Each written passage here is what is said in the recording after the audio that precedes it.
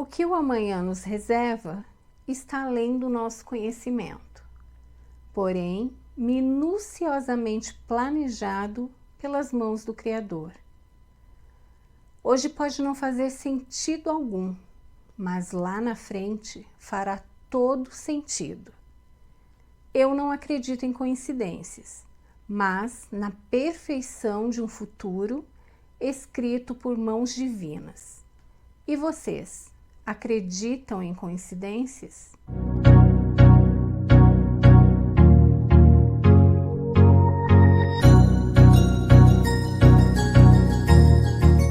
Olá, sou a Ana Lu. Sejam muitíssimo bem-vindos ao canal Contactuando. Se inscreva, deixe seu like, me siga pelo Instagram e nos envie também a sua história, pois todos temos uma história para contar. Fiquem comigo e vamos ao relato de hoje. Por volta de meus 15 anos, mais ou menos no ano de 1957, eu e minha mãe fomos morar dentro de um hospital para pacientes portadores da tuberculose. Sim, isso mesmo. Ficamos sem moradia, sem condições de pagar aluguel. Morávamos em um quarto nas dependências deste hospital, cedido gentilmente pelo chefe da minha mãe. Ela trabalhava como atendente de enfermagem neste hospital. Eu, durante o dia, trabalhava de doméstica em casa de família. Retornava toda noite apenas para dormir com minha mãe. Me recordo que ela ficava sem jantar para guardar a comida para mim. E meus irmãos menores distribuídos em casas de amigos, todos separados pela vida difícil. Guardem bem esta próxima informação que irei relatar, pois trará desfecho mais adiante. Na portaria do sanatório, nome muito usado nessa época, conheci um porteiro. Tinha mais ou menos 28 anos na época, muito educado e respeitoso. Ficamos amigos. Ali no sanatório, acabava conhecendo muita gente. O tratamento para a tuberculose era um tratamento longo, chegando mesmo a anos. Em meio a tantas pessoas, conheci um senhor, com seus 32 anos, viúvo e pai de 2 filhos. Nos apaixonamos, namoramos e ficamos noivos. Durante 3 anos, aguardávamos sua recuperação para nos casarmos. Ele era muito bom comigo, encantador, um verdadeiro cavalheiro. Me presenteou com uma linda aliança em ouro no nosso noivado. Comprou todos os móveis para a nossa casa e pediu à minha mãe que arrumasse uma casa para alugar, pois ali no sanatório não era lugar para se morar. Iríamos nos casar em breve, assim que recebesse alta. Minha mãe conseguiu uma casa bem próxima ao sanatório. Ficava a uns 10 minutos de distância a pé.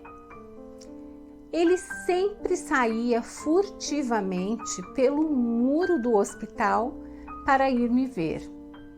E em uma de suas visitas, após se despedir de mim, passou mal na rua e retornou até a minha casa para pedir ajuda. Ele tinha acessos de tosse com grande quantidade de sangue. Era horrível. Ele foi socorrido e levado de volta ao sanatório. Acredito que esta fuga tenha sido para se despedir mesmo. Não nos veríamos novamente. Na mesma noite, ele faleceu. E junto com ele, uma parte de mim também morreu. Tenho comigo que todos aqueles a quem entregamos o nosso coração, quando se vão, levam um pedacinho da gente. É uma via de mão dupla, uma troca. Também deixam seu pedacinho na gente. Me revoltei contra a vida. Por que comigo? Segui meu caminho. Tive alguns namorados, mas nada de sério como fora com ele. Até que em 1971, com meus 29 anos, conheci um motorista da linha do meu bairro, um homem já maduro com seus 42 anos. Íamos conversando diariamente. Eu trabalhava na cidade em casa de família. O tempo foi passando e um dia me chamou para jantar. Aceitei o convite, porém achei estranho um homem nessa idade ser livre. Obviamente eu perguntei se tinha compromisso com alguém. Me disse que nada sério, somente relacionamentos fugazes. Então firmamos compromisso. Passados 3 anos de namoro, eu descobri que estava grávida. Porém, as surpresas não parariam por aí. Ele era casado e pai de 5 filhos. Entrei em pânico, solteira e grávida, de um homem casado, pai de família. Os tempos eram de muito conservadorismo e apontamento pela sociedade. Eu seria julgada e apedrejada por todos. Os primeiros sentimentos dessa pequena vida que crescia em meu ventre, infelizmente, foram de medo, pavor e rejeição. Sim, rejeição. Pensei em aborto e agradeço a Deus por ter apenas pensado, pois eu acredito que esta prática vai contra as leis divinas e isso é criminoso na minha concepção. Um turbilhão de pensamentos e possibilidades iam surgindo. O próximo passo seria dar a notícia para ele. Nessa ocasião, ele trabalhava como caminhoneiro e estava em uma viagem longa para o Nordeste. Eu queria logo lhe contar, dividir com ele minhas angústias e medos. Então, enviei-lhe uma carta para o escritório da empresa, que ficava em São Paulo. Assim que retornou da viagem, ele foi me procurar e, para minha decepção, me disse que não poderia fazer absolutamente nada, que o melhor era tirar a criança, abortar a gestação, pois ele tinha sua família. Fiquei perplexa, sem reação nenhuma. Voltei para minha casa sem chão, arrasada, buscando a melhor maneira de dar tantas notícias difíceis para minha família. Eu não tinha como esconder mais nada. Contei absolutamente tudo para minha mãe e para meu padrasto. Minha mãe ficou extremamente decepcionada comigo, mas foi totalmente contra o aborto. O aborto para ela nunca seria uma opção. Me deram todo o apoio moral, emocional e financeiro possível. E eu, por minha vez, fiz a minha parte. Trabalhei toda a gestação, até bem próximo do parto. Minha patroa era muito bondosa comigo. Me presenteou com todo o enxoval. E no final daquele ano, minha bebê nasceu. Linda, forte, saudável, perfeita, com as bochechas rosadas, igual a uma bonequinha de porcelana. Era uma criança linda. Teve que ficar 4 dias hospitalizada. Sua clavícula fora deslocada durante o parto, que foi normal. Durante minha estadia na maternidade, observava as outras mulheres com seus maridos, recebendo toda a atenção, buquês de flores, e eu, sozinha, com tantas responsabilidades. Me bateu uma tristeza tão grande, um medo do amanhã. Recebi alta, mas minha filha ficou. Chegando em casa, tive uma crise nervosa. Deduzi que fosse isso. Oscilava entre tremores descontrolados com muito frio, seguido de ondas de calor extremo e muita transpiração. Pedia cobertores e minutos após tinha que retirá-los. O suor escorria. E assim como se iniciou, cessou abruptamente. Todos os dias ia ao hospital amamentar minha bebê. Tirava o leite em bombinha e deixava para ela também. E em 4 dias, finalmente fomos para casa, juntas. Ela passou a ser minha prioridade em tudo na vida. Quando você toma nos braços o fruto do seu ventre, o amor te inunda. Uma luz percorre todo o seu ser e você transborda, irradia. É a luz da vida, o amor na sua forma mais pura, percorrendo cada milímetro do seu corpo, um amor incondicional. Como eu gostaria de ter sentido tudo isso na descoberta dessa gravidez. Passado alguns dias, o pai da menina resolveu aparecer na casa de minha mãe para conhecê-la. Resultado, uma grande confusão. Meu irmão caçula deu uma surra tão grande nele que fraturou até uma costela. Meu irmão acabou passando a noite detido na delegacia do bairro. O delegado era casado com a prima da esposa dele. Como são as coisas? Com familiares residindo no mesmo bairro que eu, bairro pequeno, onde todos se conhecem, e eu ter levado anos para descobrir a verdade. Ele continuou andando pelo bairro e rondando minha casa. Porém, ajuda financeira para a menina nunca ofereceu. Em uma tentativa minha de pedir ajuda para as despesas dela, insinuou não ter certeza de sua paternidade. Muita humilhação. Minha mãe achou melhor deixar de lado. Não iria fazer falta. Após 3 meses de licença maternidade, retornei ao trabalho. Minha filha era cuidada por minha mãe e padrasto. Estávamos em abril de 1976.